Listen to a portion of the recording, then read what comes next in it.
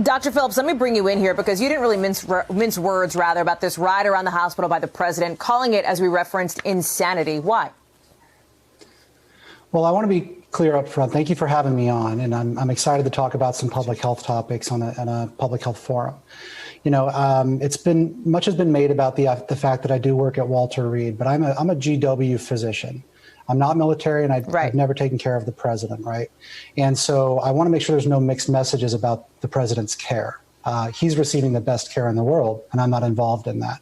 And I'm not contradicting any of that. My concern is, as it has been for 10 months of being a public health figure, is that about what took place outside the walls of Walter Reed. And the standard of care and the messaging, or the standard treatment, the standard recommendations from the CDC about going in public whenever you have this disease. There's certainly concern about being inside a vehicle, as I expressed about those Secret Service agents that were in there with a person who has active COVID disease.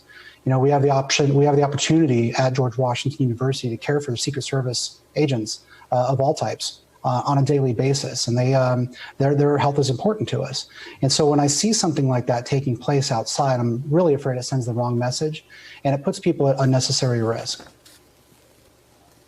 Does it matter to you? Corey Lewandowski, one of the president's advisors who spoke with him this weekend, suggested that these agents who were in the car, in the Beast, as it's called, with President Trump, volunteered for that position. Does that make a difference to you when you assess this from a sort of medical perspective? So if a person was to decide to get into a vehicle with the COVID-19 patient, it is important that that person understands all of the risks that are involved. And the risks are complex and they're not very well defined. And that's why the CDC recommendations are very clear. If you are within 6 feet of a person for more than 15 minutes, that's a 14-day quarantine. There is no caveat for masks. It doesn't matter if it's an N95 or if it's a cloth mask. There's no caveat. Yes, there was a discussion as to whether or not there might be a barrier there as well. But we also know from public information that the vehicles that our high-profile government officials drive in are impenetrable to chemical weapons. And that means that the air circulation inside may not be what it should be to help protect from COVID-19. You have made clear, Doctor, and I appreciate that, and we made clear at the top of the show, you are not involved. You're not one of the president's medical team members. You're not coming out and briefing the press as part of the president's care. You're not involved with that. If you were, Absolutely. Would you be recommending, based on what you know from public information, that he be leaving the hospital to go back to the White House? We know the White House has a medical unit. I've been told by, obviously, officials there that they believe the president does have that very high standard of care, even at the White House. But it's not a hospital. It just isn't. Well, as you said, I am not involved in those decisions, and the people that are the best in the world, and they're under a lot of pressure. The good news is that everyone should pay attention to is it sounds like the President of the United States is improving. And as an American, that is important. And that is a testament to the great care that he's received. However, the average person might have more difficulty discharging to home at this point in their care, given the necessity to potentially continue IV medications.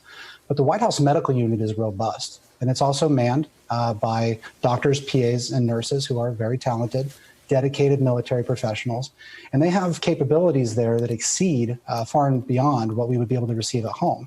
So if the physicians at Walter Reed and Johns Hopkins who are caring for him, in addition to those in the White House medical unit, think that they can make that transition safely for the leader of the free world, then I'm going to put faith in that. It's important to keep in mind that there are public health messaging moves that can be detrimental. And whenever we're seeing moves like that outside of the grounds of Walter Reed that put people at risk and may send the wrong message to people about going in public with active disease, I felt it very necessary to comment on that in a very frustrated way. Thank you for checking out our YouTube channel.